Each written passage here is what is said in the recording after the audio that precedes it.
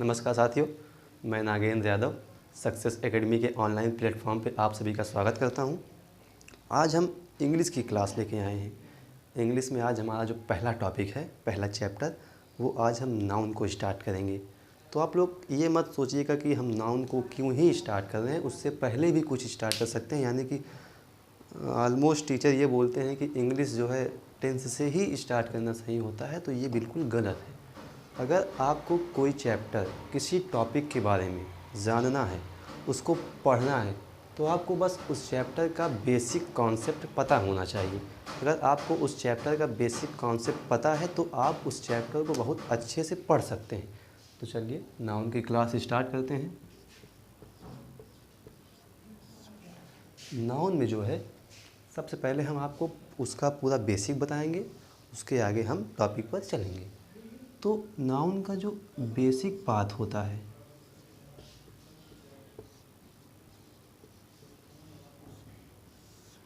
Basic path, तो इसके basic path में सबसे पहले आपका आता है इंग्लिश लैंग्वेज। इंग्लिश लैंग्वेज यानी कि अगर आपको कुछ बोलना है, अपनी बातों को रखना है, सेंटेंस, अगर किसी सेंटेंस को आप बोल रहे हैं तो उसके लिए आपके पास अप्रोच होना चाहिए। लैंग्वेज में एक अप्रोच,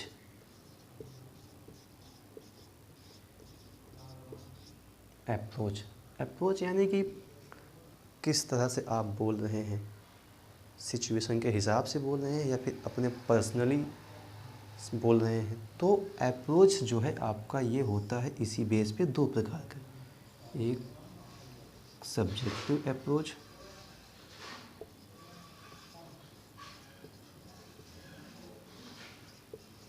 और दूसरा जो होता है वो होता है objective approach.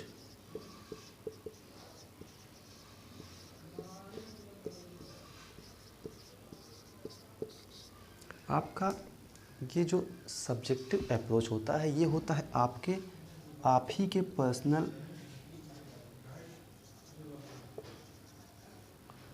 Point of view, यानी कि जो आप सोचते हैं ये वो अप्रोच है। और दूसरा जो ऑब्जेक्टिव अप्रोच है ये होता है अकॉर्डिंग टू द सेंटेंस,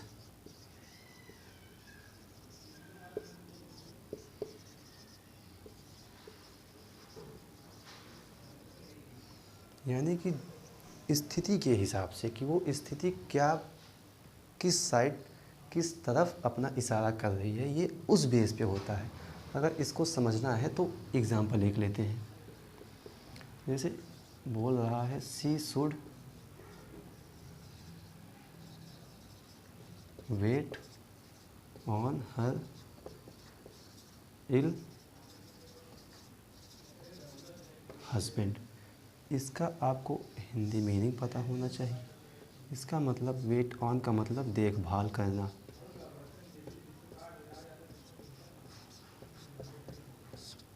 और इसी पर हम एक और एग्ज़ाम्पल लेते हैं, जो कि एक इसमें से दो एग्ज़ाम्पल लेंगे, एक पर्सनल पॉइंट ऑफ व्यू से होगा, एक ऑब्जेक्टिव, यानी कि according to the sentence. She should wait for her ill husband, यानी उसे अपने बीमार पति की देखभाल करनी चाहिए, एक हो गया। और एक हो गया she should wait for her ill husband, और ये वेट जो है इसका मतलब होता है इंतज़ार करना।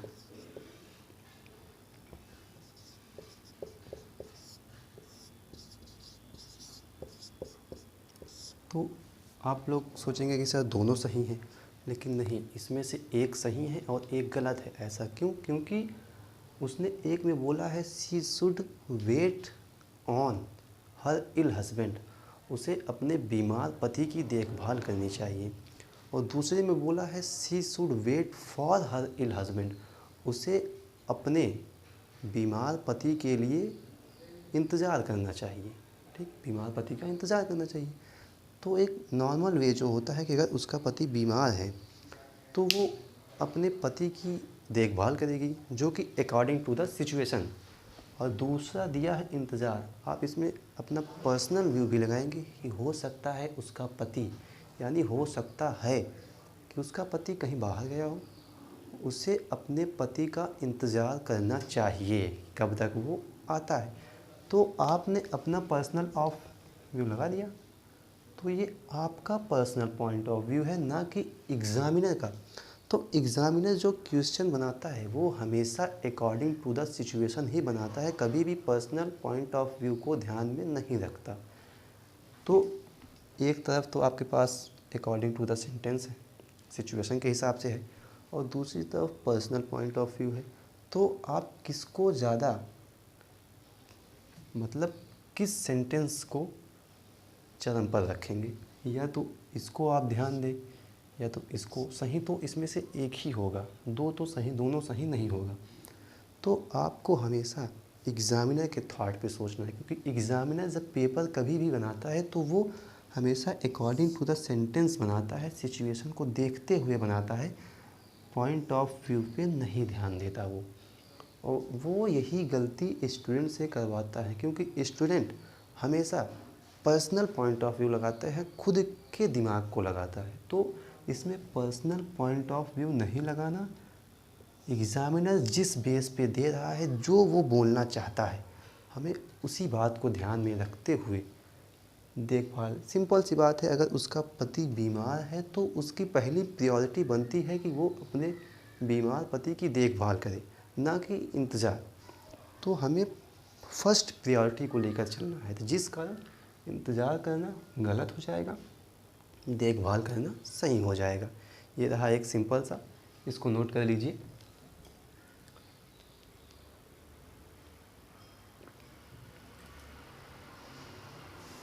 आप लोग नोट कर लिए, साथ साथ नोट करते जाइएगा। तो इसके आगे जो है आपको बताते हैं हम।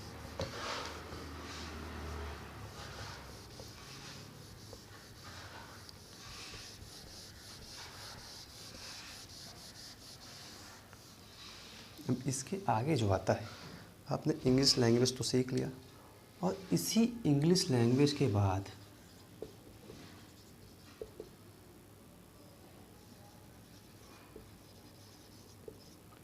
आती है साउंड्स, और साउंड के बाद आता है आपका लेटर, जो अक्षर होता है। तो आप लोग कहेंगे सर साउंड क्या है? यानी हम कुछ आवाज़, कुछ लेटर्स को कई प्रकार से निकाल सकते हैं।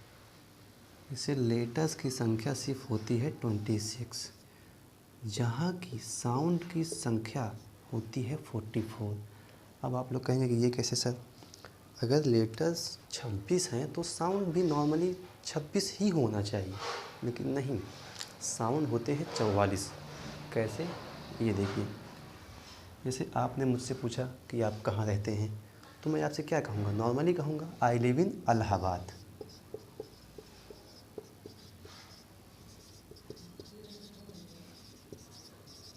ये तो मैंने आपसे नॉर्मली बोल दिया। और इसमें लिव आया, जैसे आप घर पे हैं, आपने अपने दोस्त के पास कॉल किया, बोला कहाँ आए थे तू, तो वो बोलेगा I am looking live match. I am looking live match, यानी मैं I am looking live, word एक ही, लेकिन इसका आ गया इव लास्ट में, इसका आ गया आइव। यानी कि जो साउंड होते हैं वो एक ही अक्षर के कई अलग अलग साउंड निकाल सकते हैं। एक में लिव हुआ, एक में लाइव हो गया। इसी कारण जो है लेटर्स 26 होते हैं और साउंड आपके 44 होते हैं। इसमें थोड़ा और बताते हैं आपको।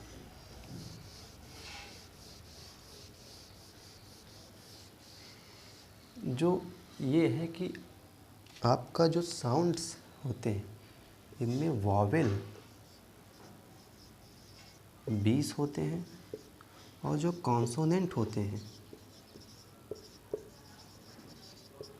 वो 24 होते हैं। अब आप कहेंगे ये सर क्या हुआ सर? जो आप लोगों ने अभी तक यही सीखा है कि वॉवेल्स और कॉन्सोनेंट तो लेटर में होते हैं, तो हाँ कोई दिक्कत नहीं, इसमें भी होंगे कॉन्सोनेंट जो कि 21 होते हैं, इसमें भी होंगे वॉवेल जो कि 5 होते हैं, ए, ई, आई, ओ। तो आप कहेंगे कि ये क्या है सर, फिर ये आप क्यों बता रहे हैं? तो जो साउंड के वॉवेल्स होते हैं कि यानी कि जो ये वॉवेल्स होते हैं ये होते हैं vocal cord. Vocal card, vocal card जो है, जो इसका उपयोग ज़्यादातर सिंगर्स लोग करते हैं। जो सिंगर्स गाना गाते हैं एक ही अक्षर को अलग अलग टाइप से निकालने का प्रयास करते हैं, तो ये आपका है वोकल कॉर्ड्स। ये जो मैं पकड़ रहा हूँ यहाँ पे, ये आपका है वोकल कॉर्ड्स। यानी अगर आप कुछ बोलिए, यहाँ पे ए बोलिए, नॉर्मली बोलिए ए, ठीक है, यहाँ पे हाथ रखिए, इसको इतना तेज़ मत दबाइएगा वरना वोकल कॉर्ड समझने के चक्कर में और दिक्कत हो जाएगी। यहाँ पे रखिए, बोलिए ए, तो आपको झंझनाहट की आवाज़ आएगी, तो वही है वोकल कॉर्ड हमारा।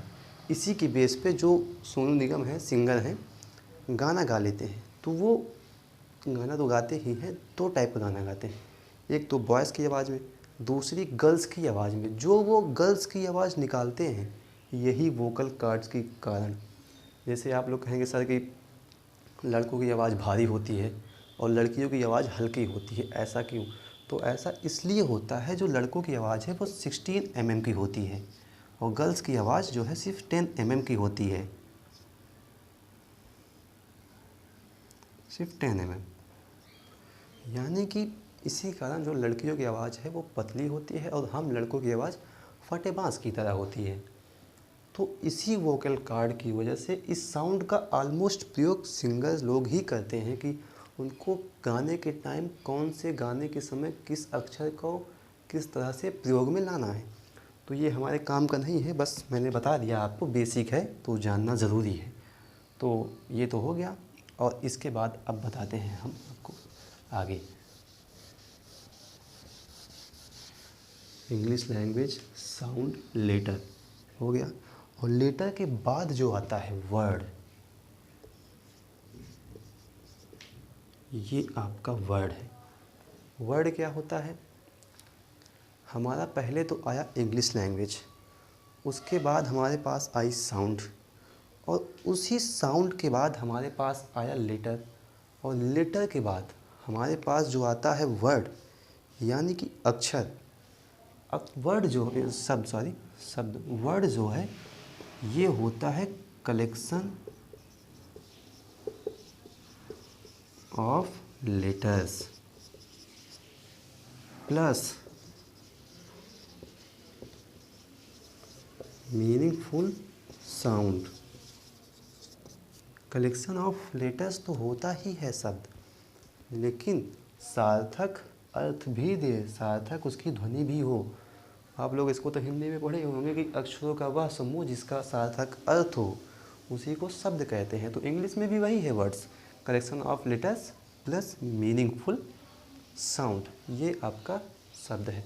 और इसी शब्द से बनता है आपका पार्ट ऑफ स्पीच।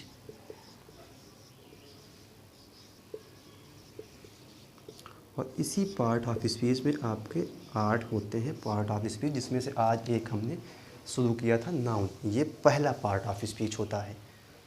तो शब्द जो है अक्षरों से मिलकर ही बनते हैं, बट मीनिंगफुल उनका साउंड होना चाहिए।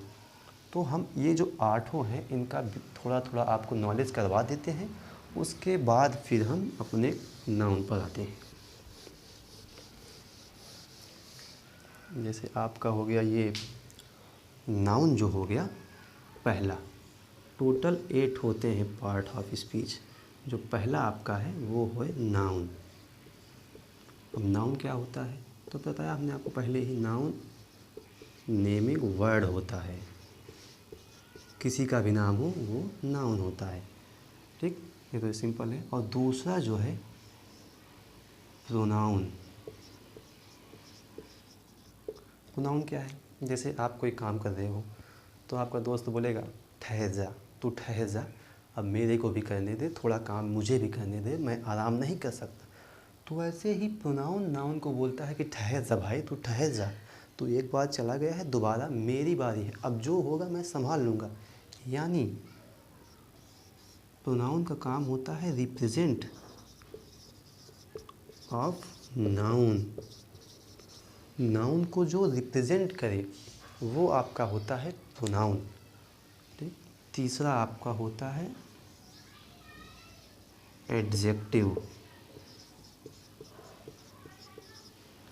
एडजेक्टिव आपका क्या होता है?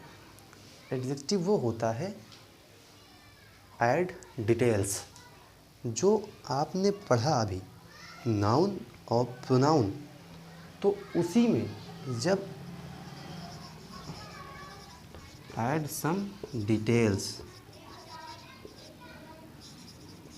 नाउन और प्रोनाउन में ये डिटेल्स ऐड करने का काम करता है। जैसे आपको कोई एग्ज़ाम्पल अगर देना हो गया तो आप एक सिंपल सा इसका एग्ज़ाम्पल लेंगे, आई हैव अ बुक। ये एक एडजेक्टिव का एग्ज़ाम्पल, मतलब एक सिंपल सेंटेंस हमारा हो गया example, I have a book. अब आप इसमें एडजेक्टिव को कहाँ पे रखेंगे? तो आप लिखेंगे I have a interesting book.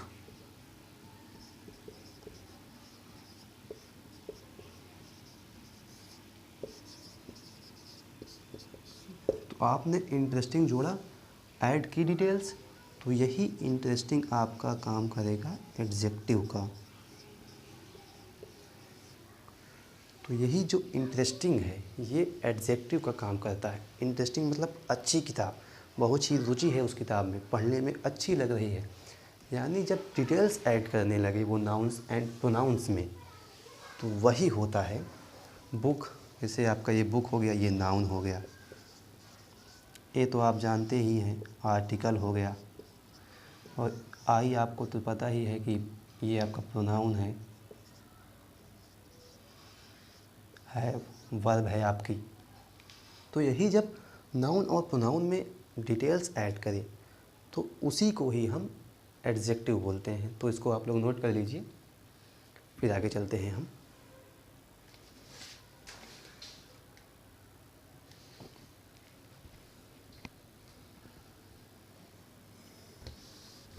जो चौथा है हमारा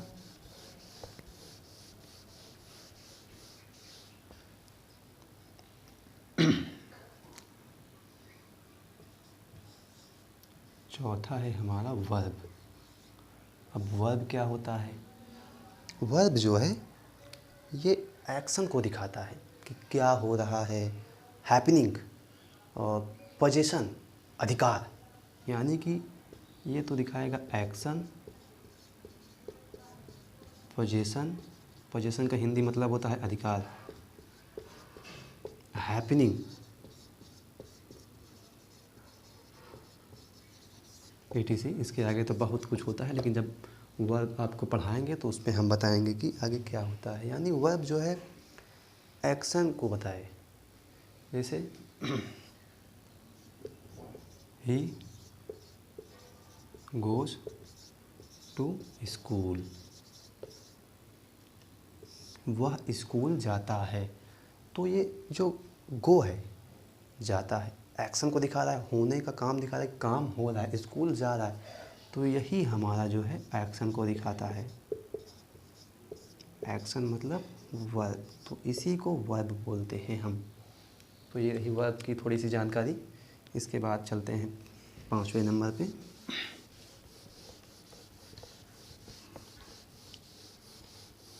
पांचवा जो है एडवर्ब।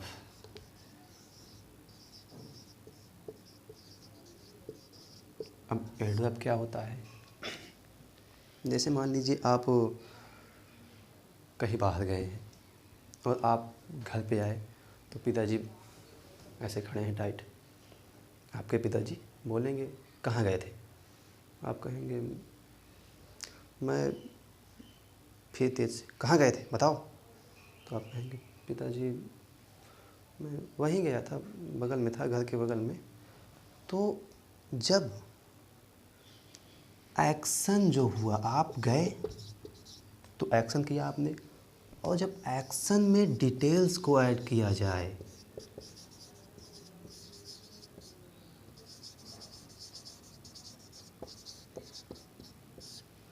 जब यानी कि एक्शन में ही डिटेल्स को ऐड करना हो तो उसी को एडवर्ब कहते हैं। आपने वर्ब किसको कहा? जो नाउन और प्रोनाउन में डिटेल्स ऐड करता है, कहाँ जाता है, कैसे जाता है। और जब वर्ब में ही एक्शन हो, आप चले गए, आपने अपना एक्शन कर दिया, तो उसी में जब डिटेल्स कोई ऐड करे, यानी आपके पिताजी बोलेंगे कहाँ गए थे, वेयर। कब गए थे, व्हेन। क्यों गए थे, वाई। कैसे गए थे, हाउ। जब ये सब लग जाए, आपसे पूछा जाए, तो यही वेयर, व्हेन, वाई, हाउ, यही हमारा है एडवर्ब। आप बताएंगे ना कि मैं यहाँ गया था, वहाँ गया था, तो इसको थोड़ा मैं एग्जांपल के बेसिस पे बता देता हूँ, ज़्यादा समझ में आ जाएगा। जैसे आप गए बाहर, आपके घर वाले, आपकी मम्मी है, तो पिताजी आप पूछा कहाँ गया वो, पूछा ना कि कहाँ गया, तो आपके घर वाले बोलेंगे वहाँ गया है, यानी ही वेंट वेयर, देयर। तो पूछा कहाँ गया है, वहाँ गया है, यही वहाँ, देयर, यही आपका एडवर्ब का काम करता है। यानी जब पूछा गया घर वालों से कि कहाँ गया है वो, आपका नाम लेके कि कहाँ गया है वो, जैसे आपका नाम वंश है, तो उन्होंने बोला कि कहाँ गया वंश, तो घर वाले बोलेंगे वंश वहाँ गया है, आ रहा है। ही वेंट देयर, वहाँ, तो ये जो वहाँ लगा है यही आपका एडवर्ब का काम कर रहा है। ठीक है। जैसे अगर एक एग्जांपल और लेना हुआ, आप बाहर गए हैं, आपका नाम मान लीजिए अमन है, तो आपके पिताजी ने आपकी मम्मी से पूछा अभी तक आप घर नहीं आए, तो पूछा अमन कब आएगा, तो आपकी मम्मी ने बोला अमन कल आएगा, यानी अमन विल कम यस्टरडे, यानी कि अमन कल आएगा, तो कब आएगा, कल आएगा, यस्टरडे, यही आपका एडवर्ब का काम करेगा। तो आपको एडवर्ब भी समझ में आ गया होगा। चलिए इसके आगे जो 6 नंबर पे है उसको बता देते हैं। इसको आप लोग साथ ही नोट भी करते रहिए, समझते भी रहिए। बहुत इम्पॉर्टेंट बता रहा हूँ, बेसिक आप कहीं पाएंगे नहीं इस तरह का।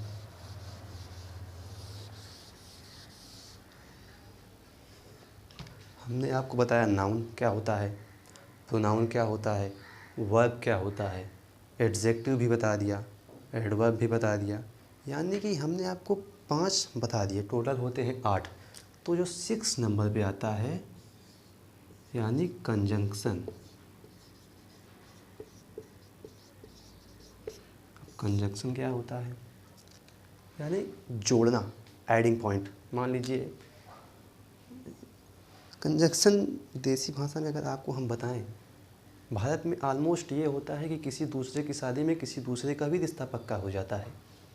ऑलमोस्ट ये देखने को होता है कि अगर आप भी जॉब कर रहे हैं, लड़की भी कहीं सेटल है, आप किसी शादी में गए, तो वहाँ भी शादी तो हो रही है किसी दूसरे की, आपकी भी शादी फिक्स हो जाती है उसी शादी में, यानी जोड़। जैसे आप ये हैं, खड़े हैं टाइट होकर, बाकायदा दरोगा बन गए हैं, ठीक, और ये लड़की है, सज धज के बेचारी खड़ी है वो। आप दोनों लोग शादी में खड़े हैं, उधर शादी हो रही है, और किसी तीसरे ने आपको देखा, तीसरे ने आपको देखा, उसने आपको भी देखा, इसको भी देखा, उसके मन में आया ये भी दरोगा कर रहा है, दरोगा की पोस्ट पे है, और ये भी लड़की भी सेटल है, जॉब अच्छी कर रही है, तो ऐसा करते हैं कि इनकी भी शादी की बात चलाते हैं। तो वो आपके घर वालों से बात करेगा, लड़की के घर वालों से बात करेगा, बोलेगा कि लड़का भी अच्छी जॉब पर है, लड़की भी अच्छी जॉब पर है, दोनों को एक साथ जोड़ दो, यानी ऐड कर दो। तो कंजक्शन भी यही काम करता है कि दोनों को ऐड करने का काम कंजक्शन का भी होता है। तो अगर इसको हम एग्ज़ाम्पल के बेसिस पे समझना चाहिए, ये डायग्राम मत बनाइएगा, ये तो मैं बस समझाना चाहता था आपको। मतलब connecting word,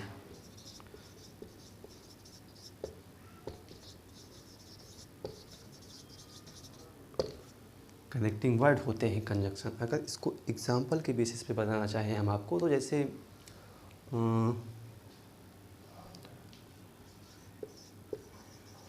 Mohan and Mohini are friends,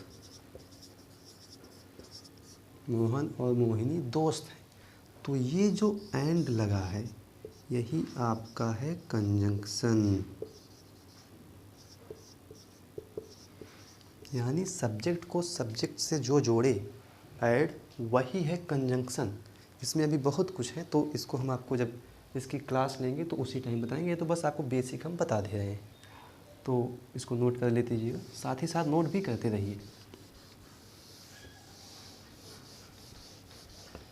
अब 6 हो गए। इसके बाद आता है प्रीपोजिशन, निठल्ला होता है ये।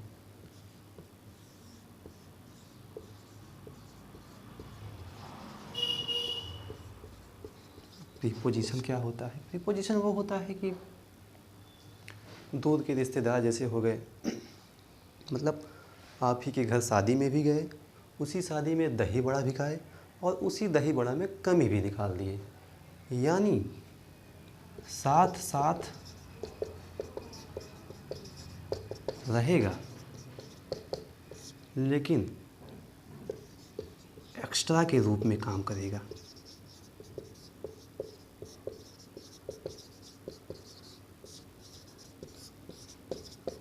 अगर कहीं फंस गए, कहीं आप मार खा रहे हैं, तो वहाँ पे ये साथ नहीं देगा,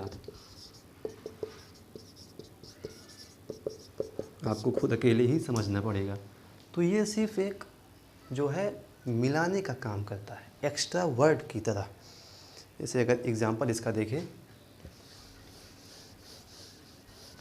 तो जो प्रीपोजिशन का एग्जांपल होता है वो होता है कि अगर इसका कोई बेसिक सा एग्जांपल लें तो ही वेंट टू हर्षित, वह हर्षित के पास गया। तो ये वेंट एक्शन का काम कर रहा है, ही प्रोनाउन का काम कर रहा है, हर्षित ये आपका नाउन है। यानी नाउन, प्रीपोजिशन जो होता है ये नाउन और वर्ब को जोड़ने का काम करता है। प्रीपोजिशन आपका जो है नाउन और वर्ब को जोड़ने का काम करता है। तो यही टू जो है यही होता है आपका प्रीपोजिशन। इधर वर्ब एक्शन यानी कि ये वर्ब है और इधर नाउन, इनको आपस में जोड़ने का काम करता है टू। अब ये तो लगाएंगे हैं कि ही वेंट एंड हर्षित, तो एंड तो यहाँ पे लगेगा नहीं, क्योंकि एंड सब्जेक्ट को सब्जेक्ट से जोड़ता है और जो प्रीपोजिशन होता है ये वर्ब को सब्जेक्ट से जोड़ता है, तो यहाँ पे टू आएगा। ये हो गया प्रीपोजिशन का बेसिक कॉन्सेप्ट। एक और आपका बचता है, उसको भी बता दें।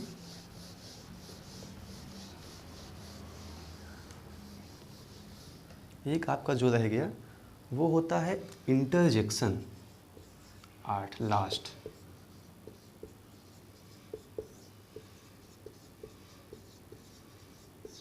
इंटरजेक्शन क्या होता है कि एक्सप्रेस करना, एक्सप्रेस क्या, अपने इमोशंस, अपनी फीलिंग्स। इसे आप कहते नहीं है कि वो मेरी इमोशंस मेरे फीलिंग्स के साथ खेलकर मेरे को छोड़कर चली गई, तो ये आपके इमोशंस हैं, मेरे नहीं, ये मैं आपको बता रहा हूँ। एक्सप्रेस इमोशंस, आप इमोशंस को कैसे एक्सप्रेस करते हैं? जैसे आपने बोला हुर्रा, ब्रेवो, ओह, etc। ये सब वर्ड जो हैं, आपको इंटरजेक्शन के कुछ वर्ड मैं दिखाऊंगा जब इसको पढ़ाऊंगा, तो उसको आपको याद करना पड़ता है। और इसको कहाँ पे यूज़ करना है? Hurrah we have won the match. ये नहीं कि कहीं कोई किसी की डेथ हो गई आप बोलेंगे ब्रेवो वो मर गया, तो उस पर आपको मार पड़ सकती है, क्योंकि वहाँ पे ओह शौक आपको होना है, तो वो मैं आपको बताऊंगा कि किस टाइम किस वर्ड का यूज़ करते हैं। तो ये है इंटरजेक्शन। हमने आपको पार्ट ऑफ स्पीच की थोड़ी थोड़ी जानकारी दे दी। नाउन, प्रोनाउन की बता दी, एडजेक्टिव, फिर वर्ब, फिर एडवर्ब, फिर आपका कंजक्शन, प्रीपोजिशन, इंटरजेक्शन, ये लास्ट। तो हमने आपको धीमे धीमे जो है स्लोली पूरा बता दिया। तो ये है आपका बेसिक कॉन्सेप्ट। यहीं से अगर आपको इतना बेसिक कॉन्सेप्ट पता है तो आपको नाउन पढ़ने में कोई भी समस्या नहीं आएगी। मैंने नाउन का टॉपिक फर्स्ट आपको बहुत ही बेहतरीन तरीके से पढ़ा दिया। तो ये रहा आपका नाउन का टॉपिक फर्स्ट। तो अगर आपको किसी भी चीज़ का बेसिक पाथ पता चल गया तो उसके बारे में जानने में आपको दिक्कत नहीं होगी। लेकिन टीचर्स क्या करते हैं, मैं भी आकर यहाँ पे आपको पढ़ा सकता कि चलिए पार्ट ऑफ स्पीच पढ़ाएंगे, नाउन हेडिंग डालिए, उसके बाद इसके पहले पार्ट लिखिए परिभाषा, पहला part proper noun, common noun, collective noun, material noun, abstract noun, countable noun, uncountable noun, जिसके अंदर वो आते हैं। तो वो सही रास्ता नहीं है। किसी भी मतलब बिगिनर को अगर उसको जीरो से हाई लेवल ले जाना है तो उसके लिए पहले उसको किसी भी चीज़ का बेसिक पता होना चाहिए। अगर आपको बेसिक पता है तो उस चीज़ को आप खुद से थॉट करके माइंड में सेटअप कर सकते हैं। क्योंकि इंग्लिश जो है टीचर्स बोलते हैं इसको रटो परिभाषा, लेकिन मैं परिभाषा आपको नहीं रटवाऊँगा, मैं एक्सपेरिमेंट करके यहाँ पे दिखाऊँगा। कॉन्सेप्ट अगर आपका क्लियर है, concept it's will be clear, you will not be, आपको ज़रूरत नहीं पड़ेगी, you will not need of any rules. तो आप कॉन्सेप्ट को सीखिए, नॉट रूल। अगर आपके पास कॉन्सेप्ट है तो आप रूल को खुद बना सकते हैं, जिस कारण मैंने आपको कॉन्सेप्ट बताने का प्रयास किया। रूल्स की तरफ आपको मैं नहीं ले जा रहा हूँ, आपको कॉन्सेप्ट ही बताया जाएगा। तो ये रही आज की क्लास। अब कल हम आपको नाउन का जो टॉपिक आगे का है, इसके टाइप्स कितने होते हैं, उन टाइप्स का क्या क्या काम होता है, क्या क्या फॉर्म्स होती हैं, वो बताएंगे। तो इसी के साथ आज की क्लास को समाप्त करते हैं। तो मुझे लगता है आप लोग बेसिक कॉन्सेप्ट इसका समझ गए होंगे। तो आपको ये क्लास कैसी लगी हमें कमेंट बॉक्स में ज़रूर बताइएगा। अगर अच्छी लगी हो तो लाइक कर दीजिएगा। अगर आप हमारे चैनल पर नए हैं सक्सेस एकेडमी पर, तो हमारे चैनल को सब्सक्राइब कर लीजिएगा। जय हिंद।